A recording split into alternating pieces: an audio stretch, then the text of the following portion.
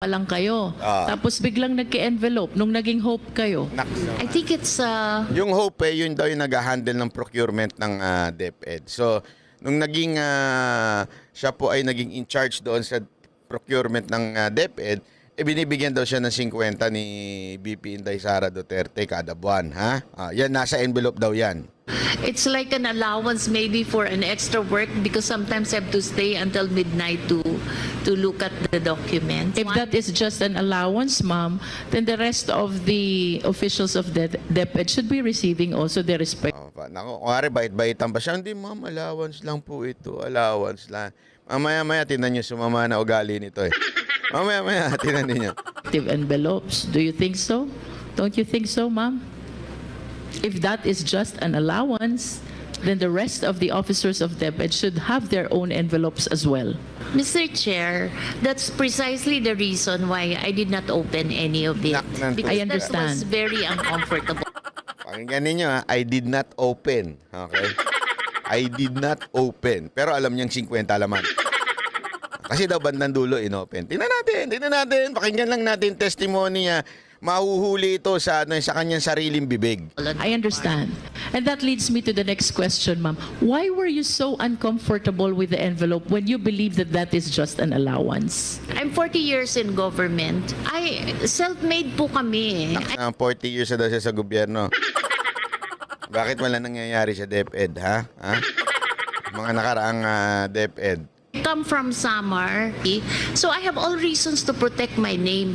You wish to protect yourself. Do you confirm? Yes. And the reason, ma'am, is because you believe that that envelope is a bribe. Do you agree with me? Because otherwise, you will not appreciate the job as difficult. You will not uncomfortable opening what you believe is allowance. You will not be thinking about the ombudsman case. You will not be thinking about protecting your... Ginagawang bayani ni Congresswoman. Style mo, bulok!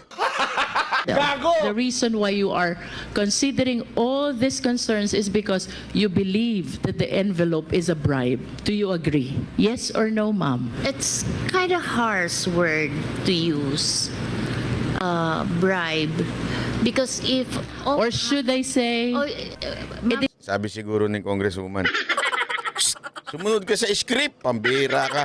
Hindi ka nasunod sa script, ha? Hindi. Yun, katang isip lang. a means to influence your decision being the hope. it could be. Dahil hindi komportable sa natanggap na salapi mula sa tanggapan ni VP Duterte na nooy DepEd Secretary, ayon kay Mercado, pagkaretiro sa pwesto, ipinagkaloob niya ito sa isang non-government organization o NGO. Iprenesenta ni Mercado sa House panel ang mga sobre kung saan inilagay umano ang mga salapi.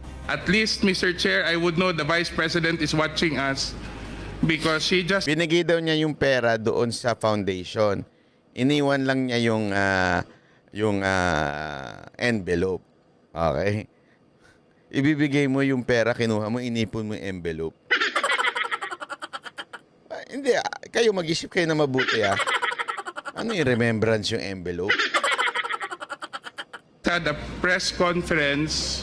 And imagine this, mga kababayan. Imagine this. Tinanggap yun ng kamera. Ako, kunwari, halimbawa ako, pasensya na ho, binigyan po ako ng tigi 1 milyon. Tigi 1 milyon na nakalagay sa envelope. Galing po kay Ganere. Ang patunay po nito, kaya nga gusto kong mag-testify dito laban sa inyo. Laban kay, kunwari lang, halimbawa lang po ito. Laban kay Tamba. Binigyan ako ng tig 1 milyon. Yung 1 milyon, pinamigay ko. Kasi ganun ako kabait eh. Mabait na tao ako. Binigay ko yung 1 milyon. Tapos inipon ko yung envelope. As a remembrance ng 1 milyon. Tapos ipapakita ko sa inyo ngayon, di ba? Your Honor, these are the envelope, na pinaglamanan ng 1 milyon. Ito na po yung katunayan. Ito na yung katibayan. Ito na po yung ebidensya, yung envelope. Sana man lang sininghot-singhot ng congresswoman. Paamoy nga ng envelope kung amoy 1 milyon. Hindi, dito kasi naniwala na sila kagad sa envelope. Di ba? Naniwala kagad sila na totoo nga na may 50,000 na inabot sa'yo. At sa sobrang bayani mo, pinamigay mo yung 50,000 na yun.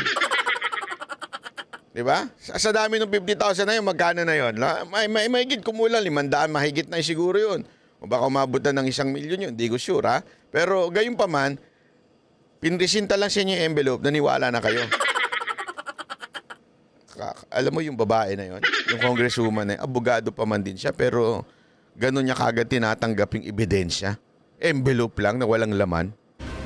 And she said that she's denying giving former DepEd Undersecretary Gloria Mercado 50,000 for 9 months. And the Vice President saying that Mercado was let go because she used DepEd to solicit donations from the private sector amounting to 16 million without her knowledge.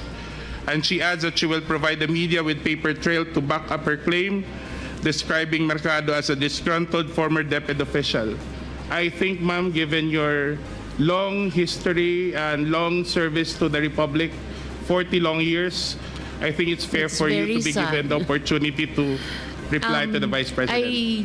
I think I don't want to do this, but Nak since naman. siya na yung nagsabi, Akala mo naman, ang galing ng dating niya. Akala mo naman anong bubunutin eh. Dali, dahil dahil siya na nagsalita at may banat siya sa akin, lalabas ko na ang ebidensya ko. Ano tayo natin? Ano ba ebidensya mo, madam? Tingnan ko nga ebidensya mo. Ha? Suriin nga natin ebidensya mo, madam. i-turn over ko na yung envelope. Nakakatutya ng drama. Turn over ko na yung envelope. Putang! Leche. Ano kaanin ko yung envelope na yan? Wala naman laman. Yan ang ebidensya mo, yung envelope. O, ito na, I'll just turn over the envelope. Lintik na drama yan.